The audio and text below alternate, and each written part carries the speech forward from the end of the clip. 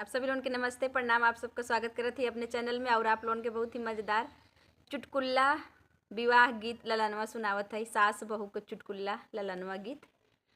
टूटी गई नी सिकिया छटकी गईली बढ़नी, अरे सासू मोर भैया गरी आवई रे ललनवा।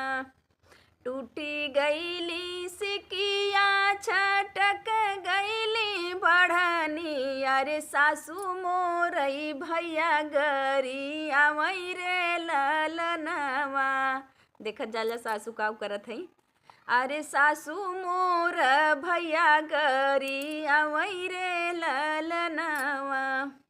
काहे कई मोरी सासू भैया गरी आवलू, अरे नैहरे से बढ़नी मंगई रे ललनवा। काहे के मोरी सासू भैया गरी आवलू, अरे नैहर से बढ़नी मंगई रे ललनवा। जब सासू देखती आवई हमारई बीरनवा, अरे तबई सासू खटिया चोरावई रे ललनवा। अब का करत है सासू जी। अरे जबई सासू देखती आवई हमारई बीरनवा, अरे सासू मोरई खटिया चोरावई रे ललनवा। काहे का मोरी सासू खटिया चोरवलू, अरे अपन भैया कुर्सी पई बैठई रे ललनवा। कुर्सी तो लेके आइला है कि अपन भैया कुर्सी पर बैठई रे ललनवा। टूटी गई नी सिकिया छटक गईली बढ़नी, अरे सासू मोर भैया गरी आवई रे ललनवा। अरे होतई भोरवा सासू गरी आवई रे ललनवा।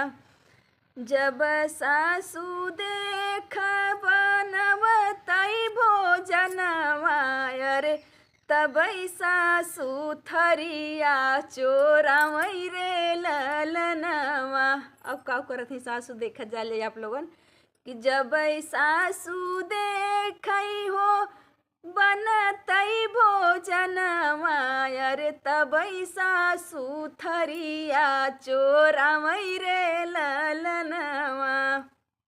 काहे कई मोरी सासू थरिया चोरावलू, अरे नैहर से थरिया लेके अइबई रे ललनवा। काहे कई मोरी सासू थरिया चोरावेलू, अरे नैहर से थरिया लेके अइल हई ये सासू। टूटी गई नी सिकिया छटकी गईली बढ़नी, अरे सासू मोरई भैया गरी आवई रे ललनवा। अरे सासू मोर भैया गरी आवई रे ललनवा। जबई सासू देखई हो भरले बाटी पनिया, अरे तब सासू लोटवा चोरावई रे ललनवा। जबई सासू देखई हो भरले बाटी पनिया, अरे तबई सासू लोटवा चोरावई रे ललनवा। काहे का मोरी सासू लोटवा चोरवलू, अरे हारो कई पनिया पियई रे ललनवा। काहे कई मोरी सासू लोटवा चोरवलू, अरे आरो कई पनिया पियई रे ललनवा। अरे सासू मोरी भैया गरी आवई रे ललनवा। सास रह तो ऐसे ही।